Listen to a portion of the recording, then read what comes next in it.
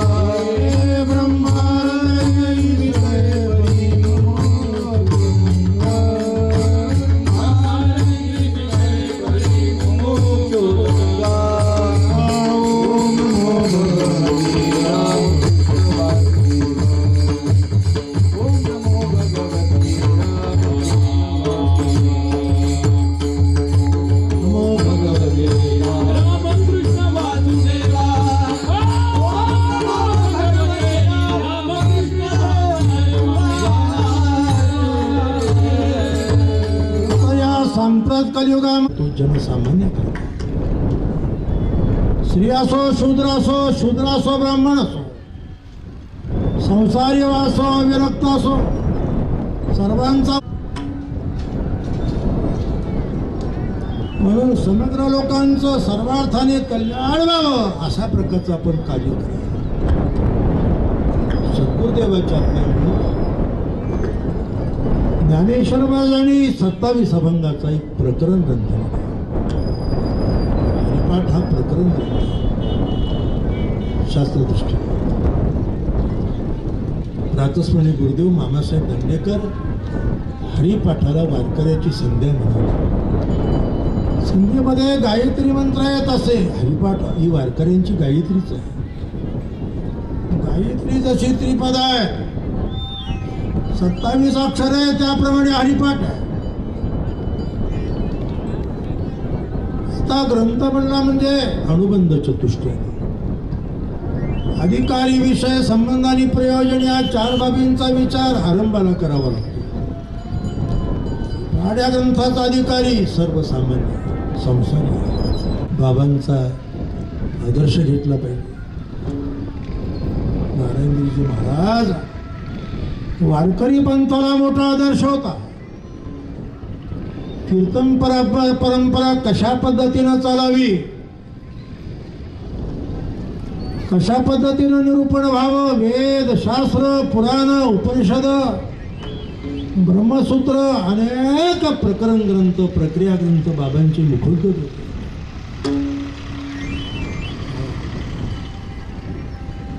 त्यांचं एक एक कीर्तन म्हणजे PhDचा अभ्यास होता.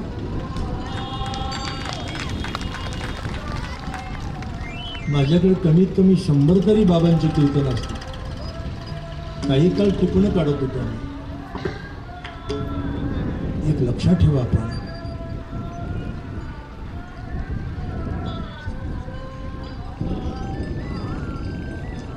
म्हणता हो, या ग्रंथाचा फल मोठा अपूर्व आहे.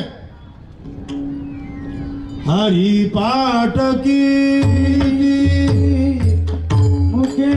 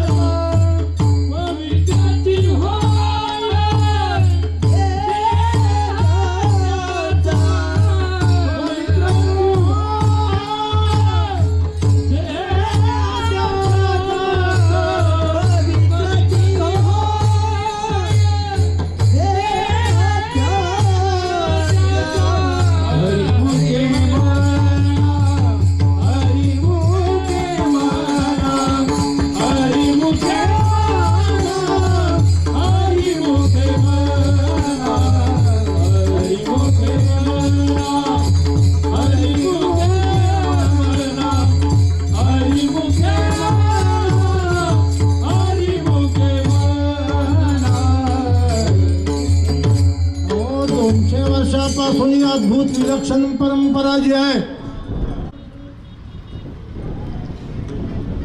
पण हरिपाठ कीर्ती,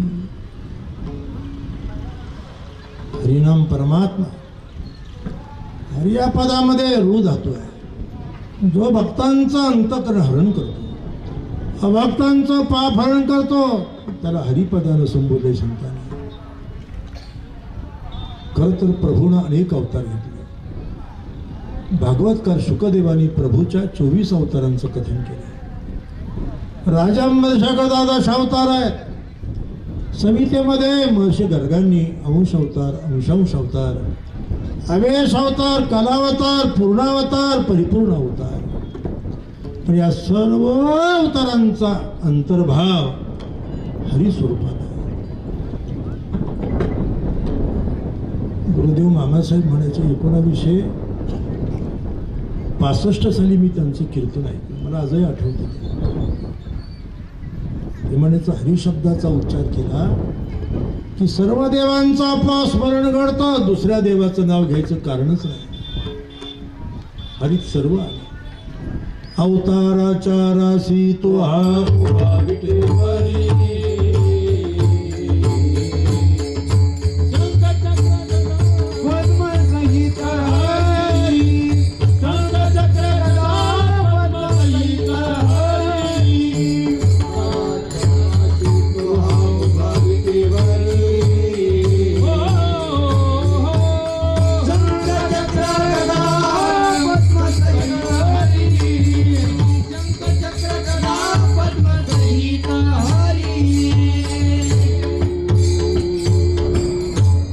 स्वरूपामध्ये सर्व देव आले.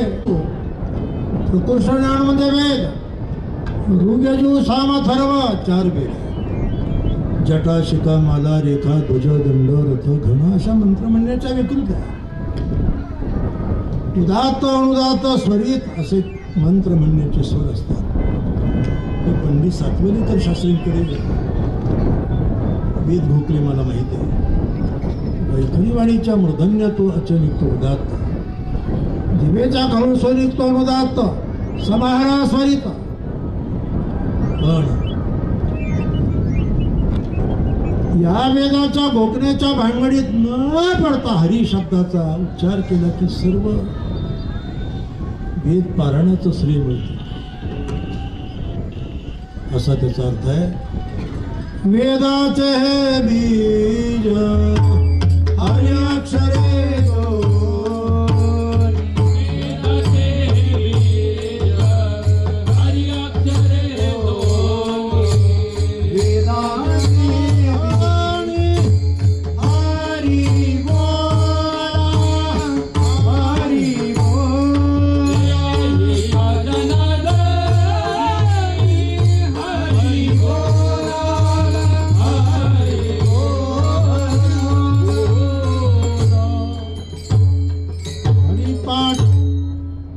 नामस्मरण अच्छा नामाचा तुका प्रेमीनाचे गाय गाणियात विरोणी जाय बोलना एके कोणाची कथे नागवाची जात. कीर्तनाची अपूर्वता आहे. कीर्तनाचा महिमा अत्यंत महान आहे. काय लाभ आहे याचा? भजन कीर्तनाचा. हा नामधारकाचा देह पवित्र होतो. देह पवित्र होतो याचा अर्थ मानवी देह शरीर अपवित्र आहे. या सृष्टीमध्ये मानवी शरीरासारखं काहीच अपवित्र नाही. शरीर दुःखाचे कोठार, शरीर रोगाचे भांडार, शरीर दुर्गंधीची धार नाही अपवित्र नाही.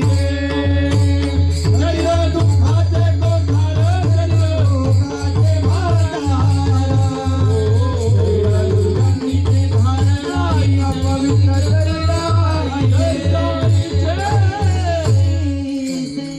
आत्मभोवतीचे आवरण आहे. त्याला शरीर म्हटलंय. आत्मा हा विलक्षण आहे, व्यतिरिक्त आहे. त्या स्थूल सूक्ष्म कारणी 3 शरीर आहेत. तीनही शरीर आपली अपवित्र आहे. मलमूत्रादी दोषानं जातीवर्णादी परिणामानं स्थूलदेह अपवित्र आहे. कामक्रोधादी विकारानं सूक्ष्मदेह अपवित्र होतो. अज्ञानामुळे कारणदेह पवित्र आहे. पंचभौतिक स्थूलदेह, पंचप्राण, पंचकर्मेंद्रिय, पंचज्ञानेंद्रिय, मन आणि बुद्धी 17 तत्वांचं सूक्ष्म शरीर आहे. त्याच्याही आत अविद्या स्वरूप कारण शरीर आहे.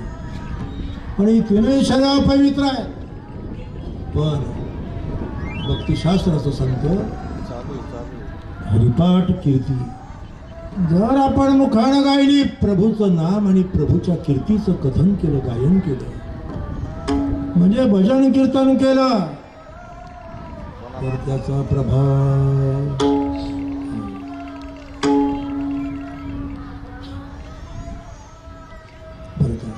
पवित्र तो देह वाणी पुण्य पवित्र तो देह वाणी पुण्य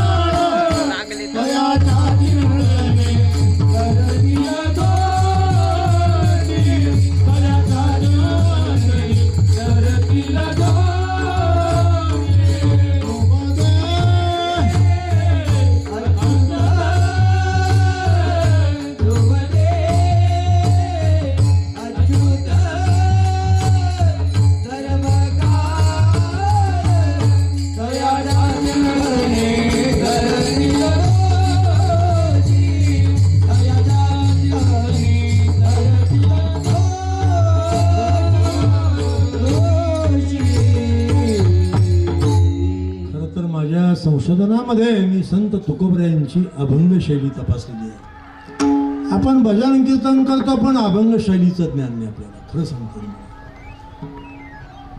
अभंग आहेत, काव्यबंध आहे. आणि काव्यबंध असल्यामुळे काव्यशास्त्राच्या अधिनियमाप्रमाणे त्याला अवयव आहेत, धातू आहेत त्याचे. याचा अर्थ असा आहे, या पद्धतीनं गेला पाहिजे आपण. त्याचे उदग्राह मेला पर्वा भोग अंतरा ध्रुवपद या अभंगांचे अवयव असतात.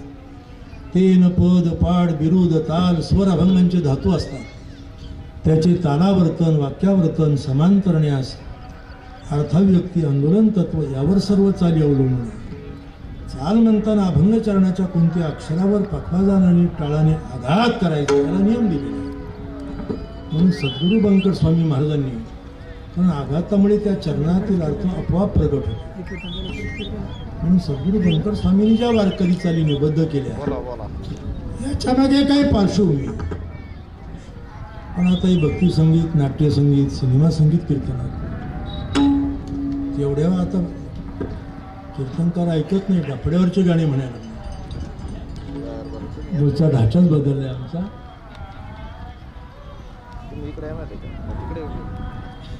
आपल्याला कल्पना आहे तीनही देह पवित्र होतात. स्थूल देह पवित्र आहे, सूक्ष्म देह पवित्र आहे, कारण देह पवित्र आहे. पण प्रभूच्या भजन कीर्तनामुळे तीनही शरीर पवित्र होतात. हा जो उत्सव आहे तुम्ही सांगा. हा जनलोकांच्या उद्धाराकरतायत. संत गंगागिरी महाराजांचा अधिकार फार मोठा. त्यांचं समग्र चरित्र मी अभ्यासलं. महाराष्ट्रामध्ये वारकरी संप्रदाय जो एक प्रकारचा विकसित आणि विस्तारित झाला याच्या मागे त्यांच्या प्रेरणा. संत श्री जोग महाराजांना भक्ती मार्गाची मूळ प्रेरणा आशीर्वाद त्यांनी दिले. म्हणून महाराजांची पुढची वाटचाल आहे. संत निवृत्तीनाथ महाराजांच्या मंदिराचा जीर्णोद्धार. महाराजांची जी पालखी आहे चरण पादुका घेऊन पालखी सुरू केली गंगागिरी महाराजांनी. त्यांच्याबरोबर काही संत होते. वारकरी संप्रदायाचा हा इतिहास आहे. मी पालखी सोहळ्याचा इतिहास लिहिला आहे. त्याच्यामध्ये सद्गुरुवर्य गंगागिरीजी महाराज त्यांच्यामुळे बेलापूरचे संत भानदास महाराज, या देवपूरचे बाबा भागवत, जगद्गुरु तुकोबऱ्यांचे वंश, त्या काळातले भाऊसाहेब महाराज देहूकर, ही सर्व मंडळीनं बाबांनी बरोबर घेतलं. पंढरपुरामध्ये जे निवृत्तीनाथ मंदिर आहे, पालखी सोहळ्याकरता जे पालखी करता उतरायला मंदिर, ते मंदिर त्यांनी बांधलं.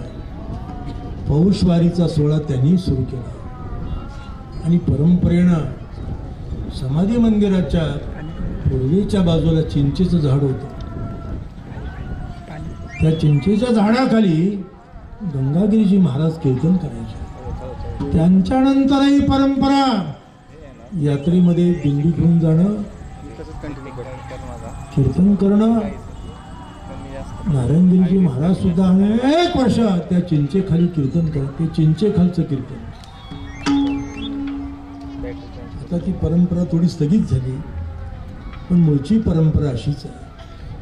पौषवारी, निवृत्तीनाथ मंदिर, पालखी सोहळा, पंढरपूरचं निवृत्तीनाथ मंदिर सर्व त्यांनी सुरू केलं. या महाराष्ट्रामध्ये भक्ती मार्गाची मूळ प्रेरणा म्हणजे ही सरला भेट आहे. लक्षात ठेवा. मला वाटतं जगद्गुरु तुकाराम महाराजांनी जे वर्णन केलं कदाचित तिथलंच वर्णन असेल. गोदा तटी निर्मळे देवादेवीची रावळे संत महंत मिळे पत्राच्या तिथं खाली ठेवून द्यायच्या व्यवस्थित मध्ये गाड्या परंपरा तेव्हापासून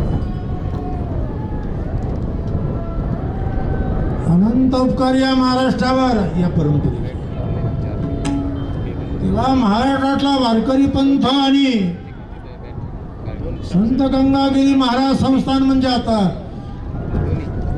विद्यमान महाराजांनी त्याचं गोदावरी धामामध्ये रूपांतर केलं. गोदावरी धाम सरला भेट. चारी बाजूंना गोदावरी आहे. सर्व बाजूला प्रतिकूल अवस्थेमध्ये त्यांनी ती परंपरा चालवली. एकदा तर एवढा महापूर आला, सद्गुरु गंगागिरी आपले नारायणगिरी बाबा मंदिराच्या कळसावर जाऊन बसले. शासनाने विनंती केली, पण नाही म्हटलं, मी पेट सोडणार नाही. एवढी असणारी भूमिका ज्यांनी समाजाला दिलेली आहे. आज आपल्या जवळ खेडली जुंगा बेट आहे. संत तुकाराम बाबा हे सरला बेटाचे विद्यार्थी. कदम माऊली महाराज अर्थात माऊली महाराज कदम संस्थेत नंतर गेले, पण आधी सोमेश्वर गिरीजी महाराजांचे शिष्य, त्यांच्याकडून त्यांनी ही प्रेरणा घेतली. अनेक मंडळी आहेत, त्यांची मोठी यादी आहे, ती मला यादी वाचायची नाही. आणि या उज्ज्वल आणि गौरवशाली मूळ परंपरेच्या आपण पायिक आहात सर्व मंडळी. काय लाभ आहे हा एक प्रकारचा. आपल्याला कल्पना आहेत मराठवाड्यामध्ये मंगळवेढा या ठिकाणी संत कानोपात्र नावाची संत वर्या भूमी, श्यामा नावाची वेश्याई तिची कन्या, ती अत्यंत सुंदर होती. सारखी आईच्याकडे बघायची आणि तिला वाटायचं आई तर माझ्यासारखी नाही, माझा बाप कोण आहे? ईश्वरची मुलगी. आई सांग माझा बाप कोण आहे सांग. श्यामाला जायचे एक दिवस, ती कंटाळी म्हणाली अगं तुझा बाप ना पंढरपूरचा पांडुरंग आहे. कानोपात्रला आईचं बोलणं कळलं. ती म्हणजे आई मग मी माझ्या बापाला भेटायला जाते, त्याचं दर्शन घेते. निश्चितपणे माझा बाप माझ्यापेक्षा सुंदर असेल नाही का. निवृत्ती ज्ञानदेव सोपान मुक्ताईची पालखी चालली होती, दिंडी चालली होती. त्या दिंडीत तिनं प्रवेश घेतला. जाऊन प्रवेश मिळावा म्हणून माऊलीचे चरण धरले. एक आम्हाला पायाला बिलगली म्हणून ज्ञानेश्वर महाराजांनी तिला उठवलं.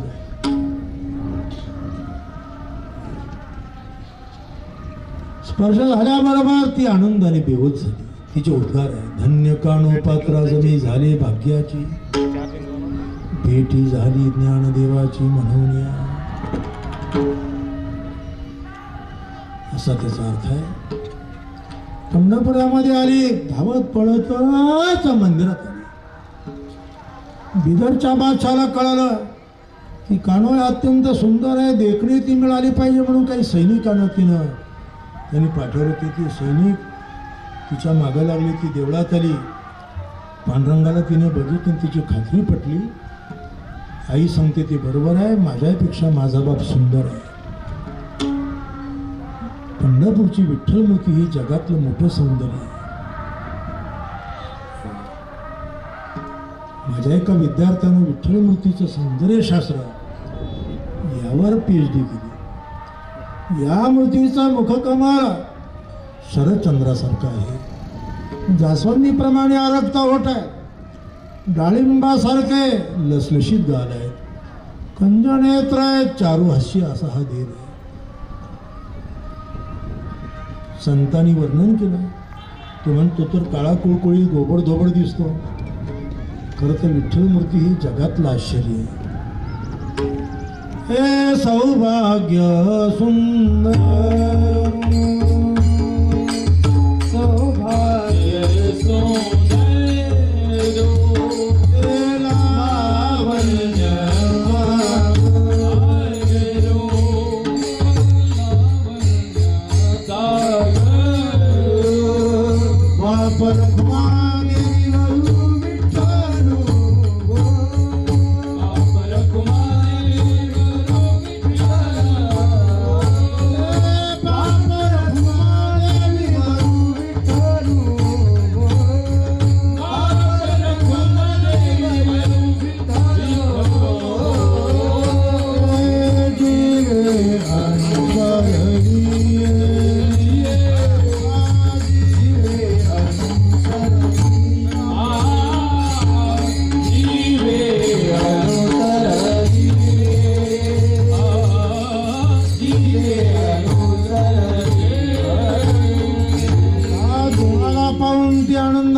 झाली. तिने आपले पंचप्राण श्री विठ्ठल चरणी समर्पण केले.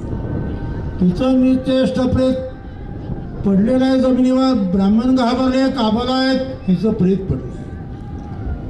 घाई गर्दीमध्ये त्यांनी ते प्रेत उचललं आणि मंदिराच्या दक्षिण द्वाराला जाऊन पडलं. पुढे त्या प्रेतापासून एक झाड तयार झालं.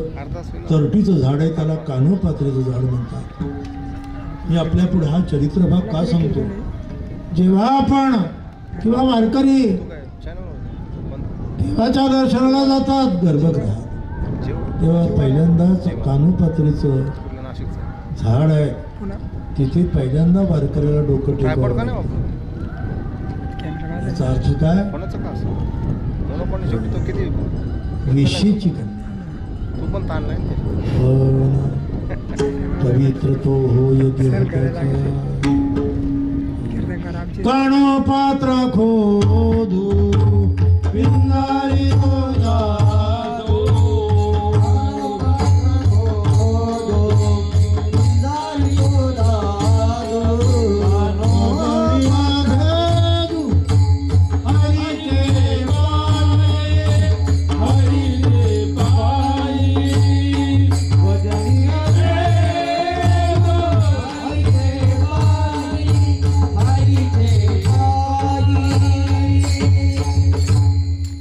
भजन कीर्तनानं पावित्र्य येतं, शुचित्व येतं, हा त्याचा मूळ सिद्धांत आहे.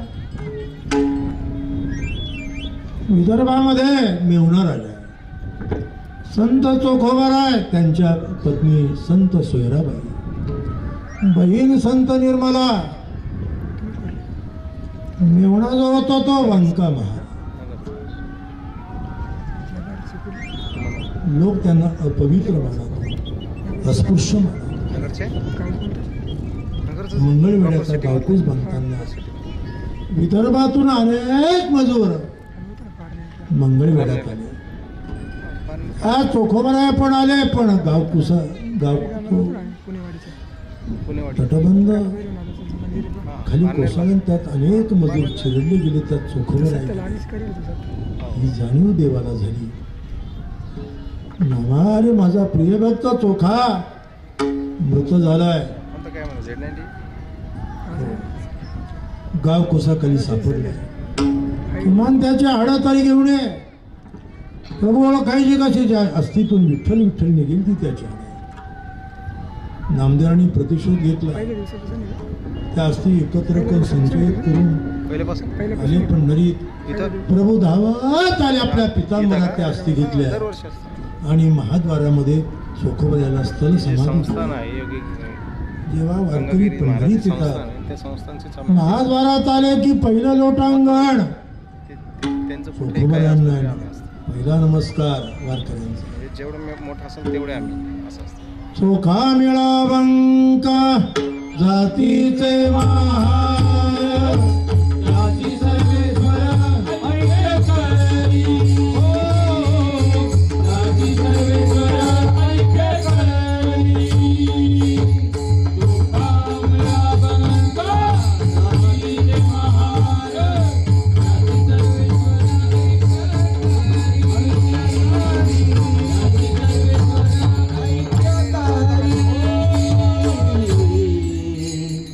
तुझं नाम झालं काय भक्त आहे, त्याची हाड मांस चर्म देवाला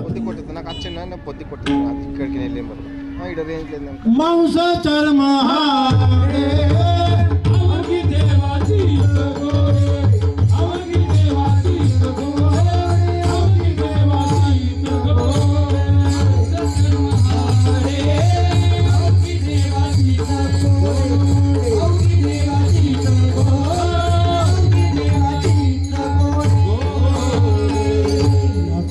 भजन कीर्तनानं स्थूलदेह पवित्र होतो. जाती वर्णादी मलमूत्रादी दोषानं पवित्र असलेला देह पण भजन कीर्तनाने पवित्र. विकारामुळे आपला सूक्ष्म देह अपवित्र आहे. काम क्रोधादी विकारानं, कामयेश क्रोधयेश रजोगुण समुद्भवम, हे रजन्वित असणारे विकार परमार्थाचे शत्रू आहेत. खरं तर यांच्याबरोबर परमार्थ करणं आपला घात आहे. पण महाराज म्हणतात, आम्ही भजन केल्यामुळे, प्रभूला आळवल्यामुळे काम क्रोध लोभ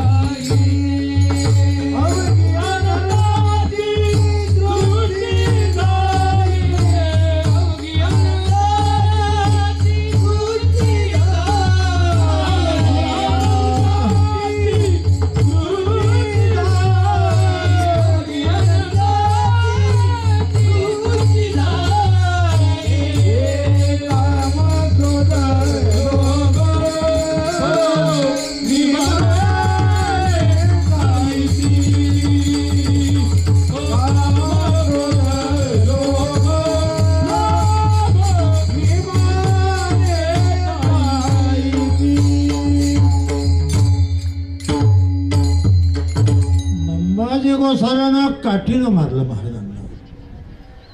काठीने काठी. जुने शेतकरी शेताला कुंपण काठीचं करायचे. काय संताप राग आला त्या ब्राह्मणाला. त्यानं काठी उपसली, तुकोबांना झोडपलं. पण महाराजांनी प्रतिबंध केला नाही.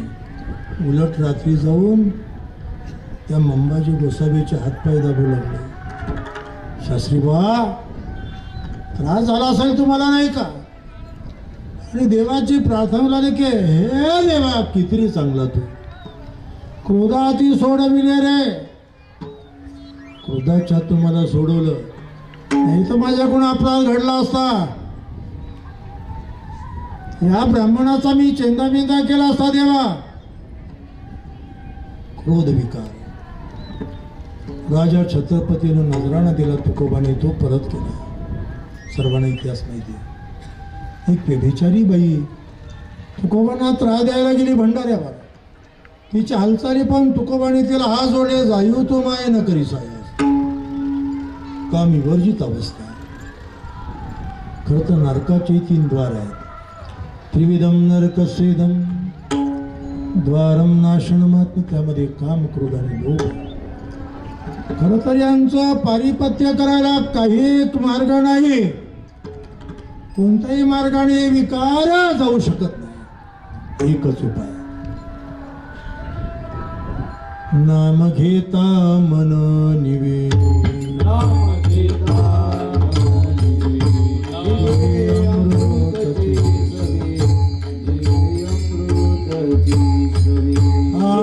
होता ती बरवे ऐशी सकून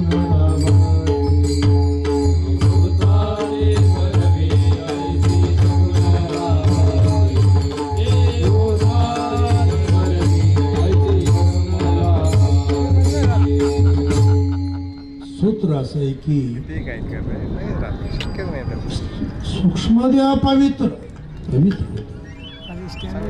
मन बुद्धी पंच ज्ञानेंद्रिय कर्मेंद्रिय पंचप्राण सर्व काही विशुद्ध. त्याही बरोबर कारंज्या जो आहे तो अज्ञानाने पवित्र आहे. पण जो नामधारक भक्त आहे त्याच्यावर परमात्मा अनुग्रह करतो. कधी काय लागल पांडुरंगी सत्य केला अनुग्रह. या माझ्या विठोबाचा कैसा कॅमेराला पण रिप्लेसमेंट असते. आपणाची देव होय गुरु. म्हणजे त्याच्याकडे जो पंचजन्य शंका आहे त्यानं आपल्या भक्तांना तो आत्मविद्येचा, पराविद्येचा उद्बोध करतो. शंके उद्बोधी निजबोधा. खरं तर थोडक्यात विवरण आहे. स्थूल सूक्ष्म कारण ही तीनही शरीर पवित्र होतात. पवित्र तो होय त्याचा. आणखी काय लाभ आहे? तपाचे सामर्थ्य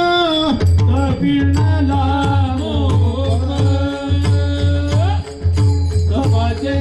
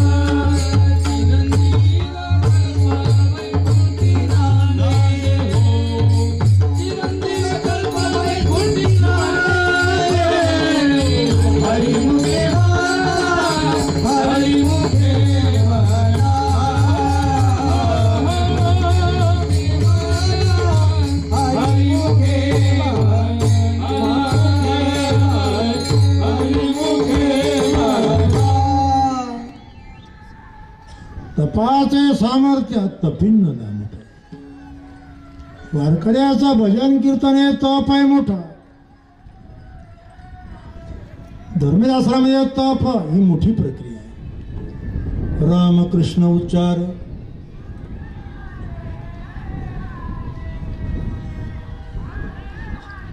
अनंतरासी तप.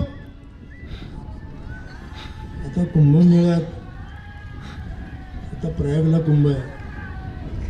अनेक जपी तपी संन्यासी बैरागी येतात. 200 वर्षाची, 300 वर्षाची, 250 वर्षाची घोर तप करणारी मंडळी. पण वारकऱ्याचा तप त्याही पेक्षा मोठा आहे. आता इथे आपण 11 वाजेपासून उन्हामध्ये तप्त आहात. खरं तर पंचाग्नी तप तुमच्यापेक्षा कमी आहे. उज्जैनीमध्ये साधू पंचाग्नी करतात. चारी बाजूला तीव्र अग्नी, वरून सूर्य तळपतो. पण आपलंही तप मोठं आहे. भजन कीर्तन हे तप आहे.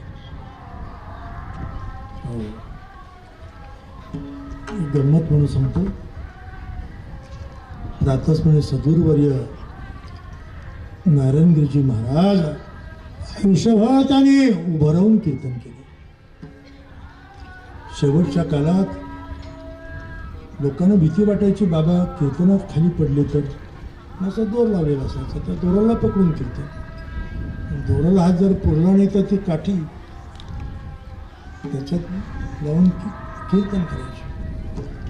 मी एक दिवस सहज बोललो, काही माझा वेगळा हेतू नव्हतो. म्हणलो बाबा धुंडा महाराजांनी बसून केलं, मामासाहेबांनी बसून केलं, रंगनाथ गुरुजी परभणीकरांनी बसून केलं, तुम्ही बसून करा ना कीर्तन. तेवढी चिडली माझ्यावर. मला शिकवतं का म्हणले तुम्ही? अहो जो बैल बसला तो बसला ना.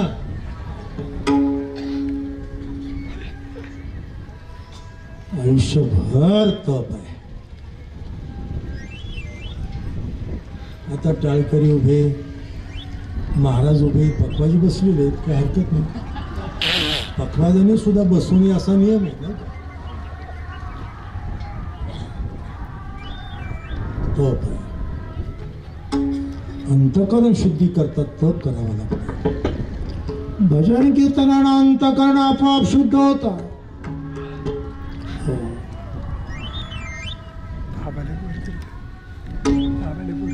चिरंजीव कल्प वैकुंठी नांदे. चिरकालपर्यंत वैकुंठ धामाची प्राप्ती होते. म्हणजे त्याला सलोकता नामक मुक्ती मिळते. 4 मुक्ती आहेत: सलोकता, समीपता, स्वरूपता आणि सायुजता. वैकुंठ भवनी घर केले किंवा चिरंजीव कल्प वैकुंठी नांदे. भजन कीर्तनाचं फल आहे. आता खरं सांगलं हरकत नाही. हा एक अत्यंत महनीय उत्सव काही ते संपन्न होतो. संत गंगागिरी महाराजांनी जनसामान्याची भूमिका पाहिली. लोकांना सोपं पाहिजे, सहज पाहिजे, कळणारं पाहिजे, घडणारं साधन पाहिजे. इतर साधन शक्य नाही. आपण यज्ञ करू शकत नाही, ज्ञान संपादन करू शकत नाही, योग करू शकत नाही. म्हणून हा अखंड हरिनाम सप्ताहाचा उत्सव श्रावण महिना आता तर ठीक आहे.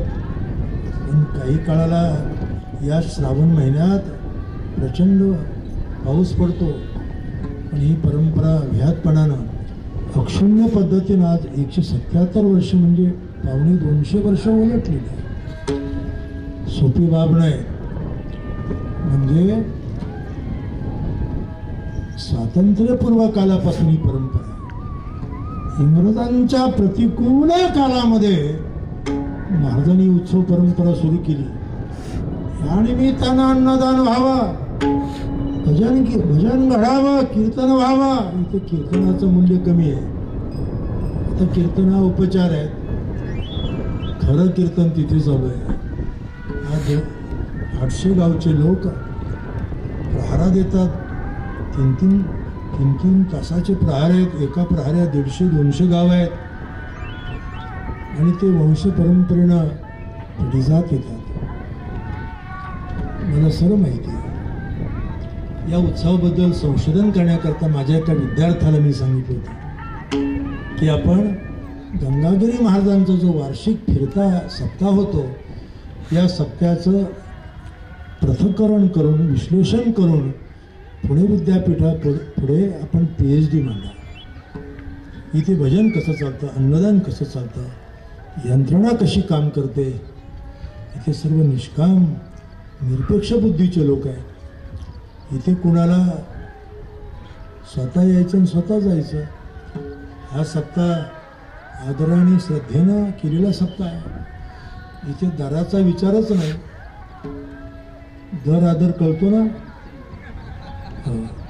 निष्काम बुद्धी. दोन पद्धतीनं हे उत्सवाचं कार्य आहे. ही कीर्तनं सेवा इथे सिंगल ब्रेन ॲडमिनिस्ट्रेशनने चालतात आणि लोकांचं व्यवस्थापन कलेक्टिव्ह ब्रेनने होतं. अन्नदान, एवढं अन्नदान जगाच्या पाठीवर कुठंच नाही. म्हणून इंग्लंडच्या गिनीज बुकामध्ये गंगागिरी महाराजांच्या या वार्षिक नाम सप्ताहाची नोंद आहे. संपूर्ण विश्वामध्ये नोंद आहे. विश्वाच्या गिनीज बुक आहे. गिनीज जे अपूर्व आहे, विलक्षण आहेत, कल्पनेच्या पलीकडचं आहे, अशा नोंदी त्या बुकामध्ये नोंदवल्या जातात. हजारो पोते साखर गाळली जाते. अन्नदान होतं. आता दररोज 30-40 टँकर आमटी लागते. आता ती आमटी खायला प्यायला तेवढ्या भाकरी लागतात. अवघडच काम आहे सर. काय लाभ आहे याचा? याचा एवढाच लाभ आहे बरं काय. मातृ पितृ भ्राता सगोत्र मातृ पितृ भ्राता सगोत्र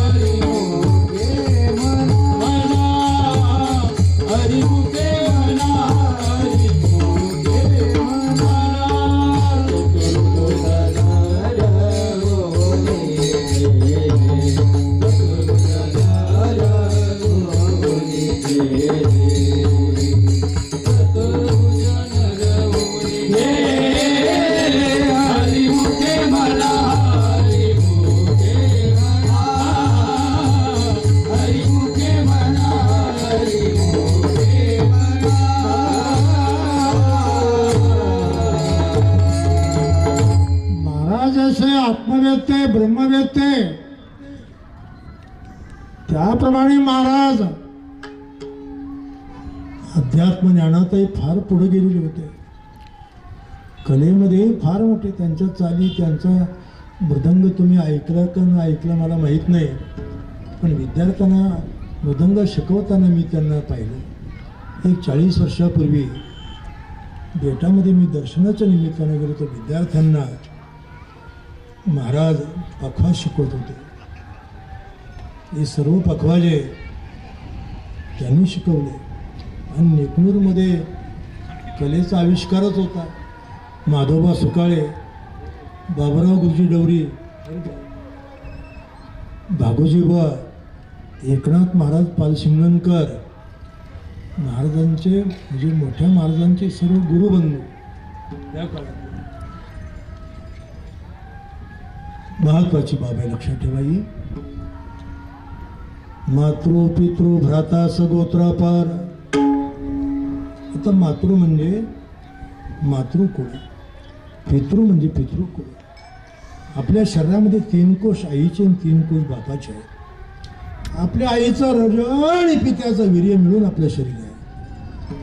म्हणून शास्त्रकार म्हणता आपण जे अपत्य निर्माण करतो या अपत्यामध्ये आपल्या स्वतःचं वीर्य 28 असतं आणि मागच्या पितरांचं 56 असतं. कापाचं 21, आजोबाचं 15, पंजोबाचं 10, कापर पंजोबाचा 6, 6व्या पिढीचा 3 आणि 7व्या पिढीचा 1 अंश असतो. 1, 3, 6, 10, 15, 21 आणि 28 या परिमाणामध्ये वीर्यतंतु रजतंतु प्रत्येकाच्या शरीरात म्हणून 5व्या 6व्या पिढीतला आजार पुढच्या पिढीत येतो.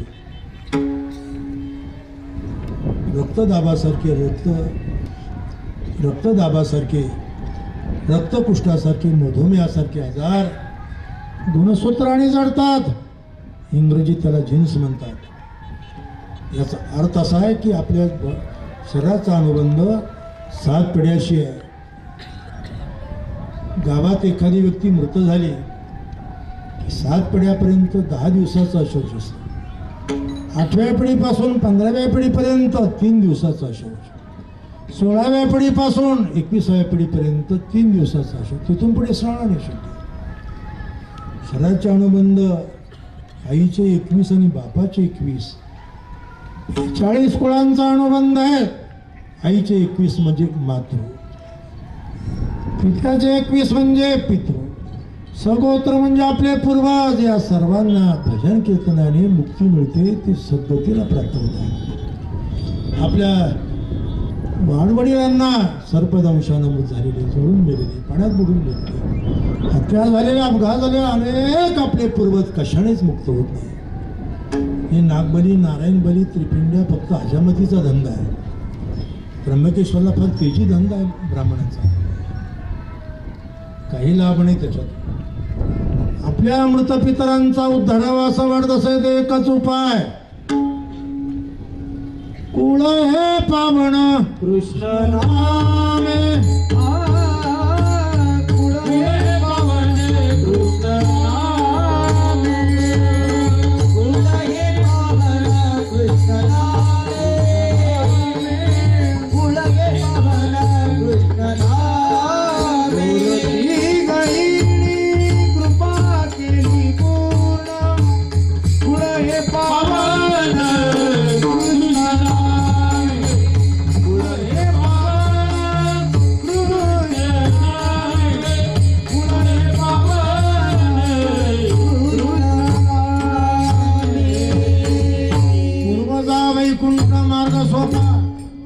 किंवा परंपरा त्याचे कुळ शुद्ध, आपलं कुळ पवित्र होतं, शुद्ध होतं. मी म्हणतोय तुमच्या वाडवडिलांच्या उद्धाराकरता तुम्ही तिथे जातात कशाला? संत गंगागिरी महाराजांच्या या उत्सवात आले, 7 दिवस इथे भजन कीर्तन केलं, कीर्तन ऐकले, महाराजांचं दररोजचं नित्य प्रवचन.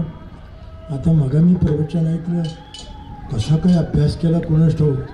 तंत्रग्रंथ, प्रक्रिया ग्रंथ, प्रकरण ग्रंथ, वेदांतातले सर्व प्रक्रिया त्यांच्या कशा काय तयार झाल्या, याच्या मागे आशीर्वाद आहे पूर्वसुरींचे.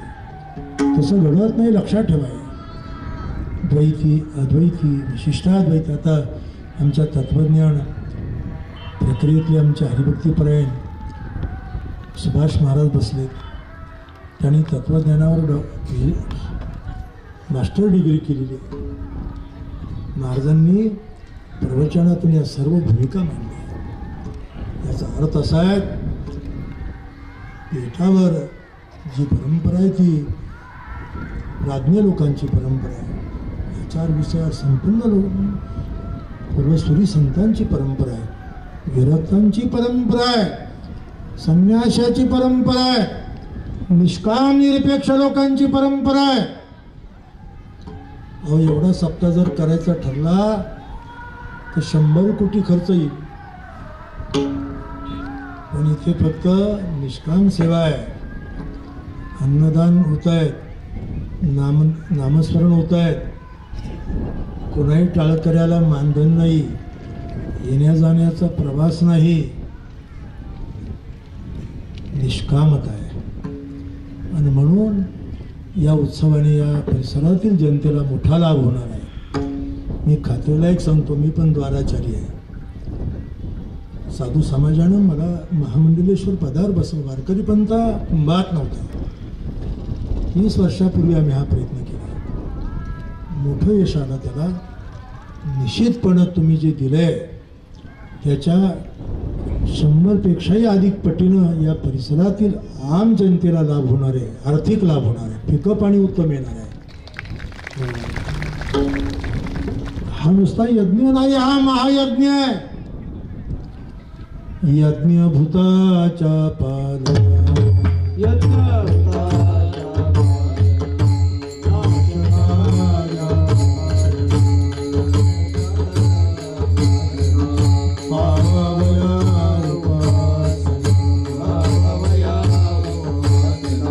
ब्रह्मस्थानी प्रस्थान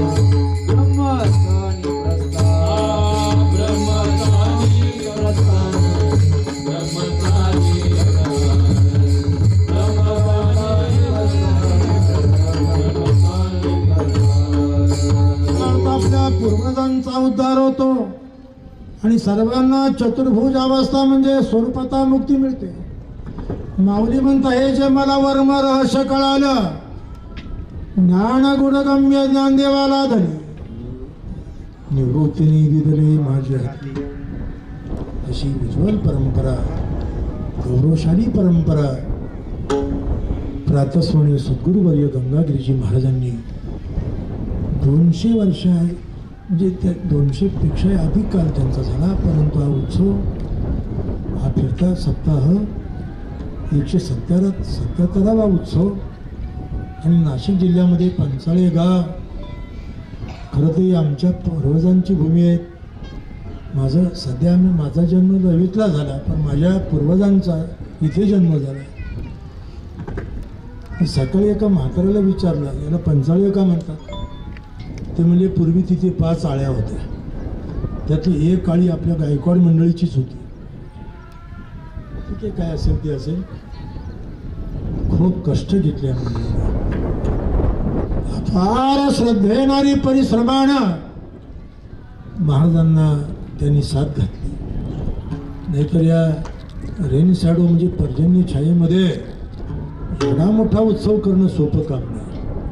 हे शिवधनुष्य आहे आणि शिवधनुष्य पेलवण्याचं काम संत गंगागिरी महाराजांच्या कृपेनं, बाबा भागवतांच्या कृपेनं, योगी राज तुकाराम बाबांच्या कृपेनं, शाहीर परशुराम महाराजांच्या कृपेनं.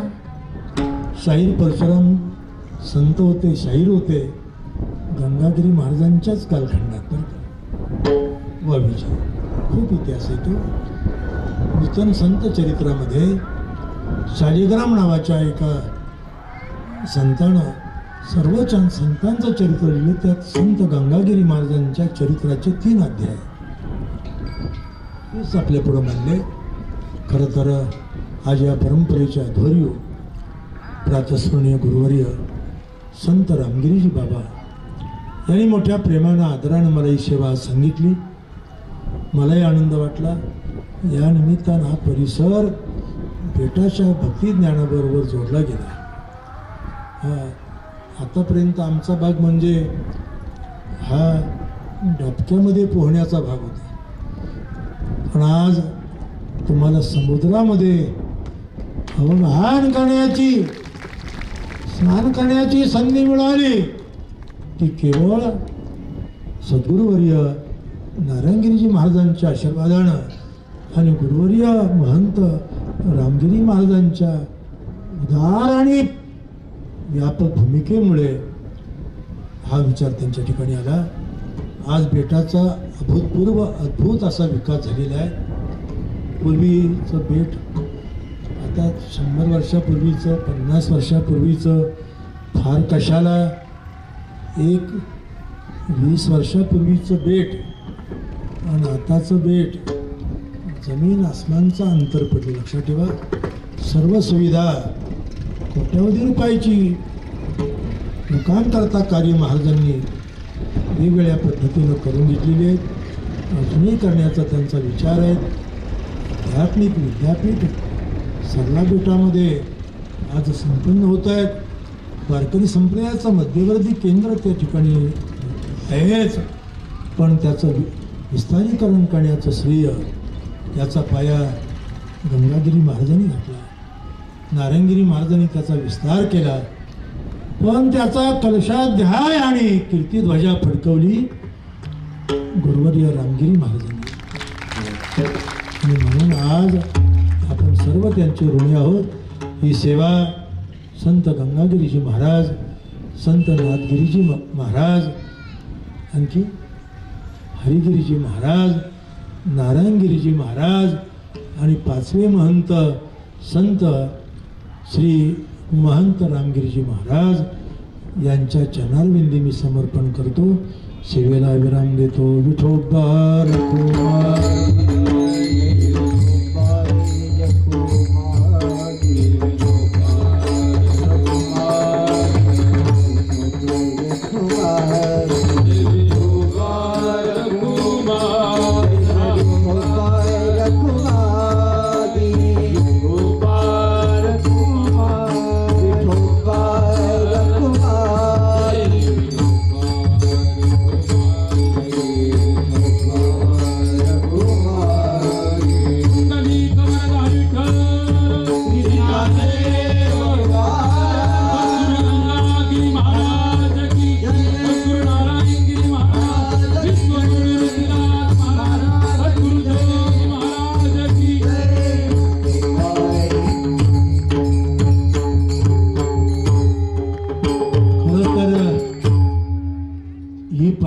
संत निवृत्तीनाथ महाराज संस्थांशी जडलेली आहे. म्हणून मंदिराचा शुभारंभ करताना, जीर्णोद्धार करताना पहिलं भूमिपूजन हे प्रातस्मरणीय सद्गुरुवर्य नारायणगिरीजी बाबांच्या हस्ते आम्ही केले, लक्षात ठेवा. आणि त्याचं उद्घाटन सुद्धा जे संपन्न होईल तर आपल्याच आशीर्वादातून तयार होईल, लक्षात ठेवा. तेव्हा आमच्या नाशिक परिसराची एक दुसऱ्या भजनाची परंपरा अशी बरं, निवृत्तीनाथ महाराजांचं भजन आम्ही करतो. निवृत्ती ज्ञानदेव सोपा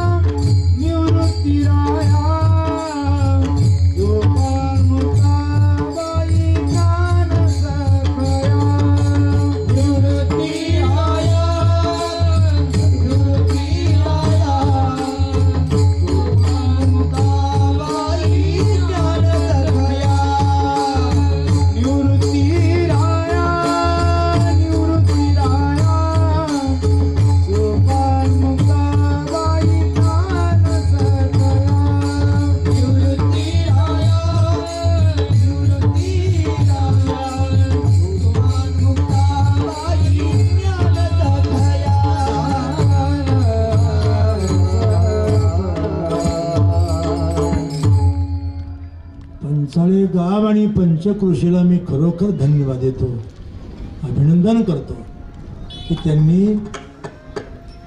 जी सेवा स्वीकारली. मोठं कठीण काम होतं आहे, पण हे शिवधनुष्य त्यांनी पेलवलं. खरं आहे, लक्षात ठेवा. आता अर्धा कालखंड तर वेळ झाला, आता थोडे 2-4 दिवस राहिलेत, काही कमी पडणार नाही. परिसरातील तमाम भाविकांना, नाशिक जिल्ह्यातील तमाम आम जनतेला मी विनंती करतो, लाईव्ह कीर्तन आहेत, या उत्सवाच्या परिपूर्ती करा. आपला खरं तर नाशिक परिसर हा कॅलिफोर्निया आहे, समृद्धी आपल्याकडे, पण हा जो उत्सव आहे तो आपल्या जिल्ह्याचा उत्सव आहे, तालुक्याचा उत्सव आहे आणि या परिसराचंही योगदान आहे. तेव्हा इथे काही कमी पडणारच नाही.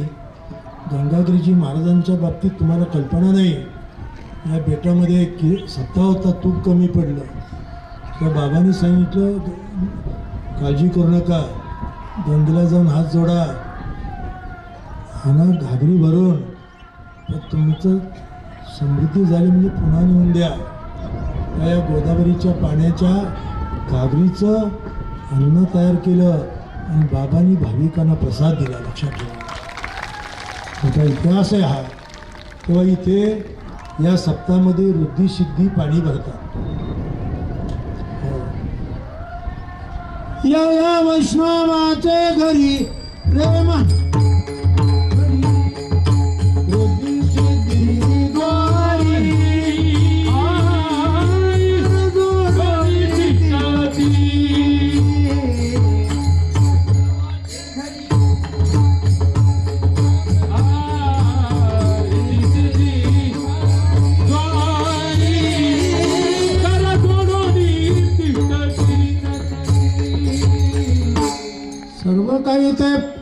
उत्सवात आहे आणि कमी काही पडणार नाही. तरी सुद्धा आपली एक कर्तव्य आहे, आपण यामध्ये आपले योगदान द्यावं. या उत्सवातून सर्वांना आरोग्य शांती मिळावी अशी भगवतचरणी प्रार्थना करून सेवा थांबवतो. विठ्ठल जय जय.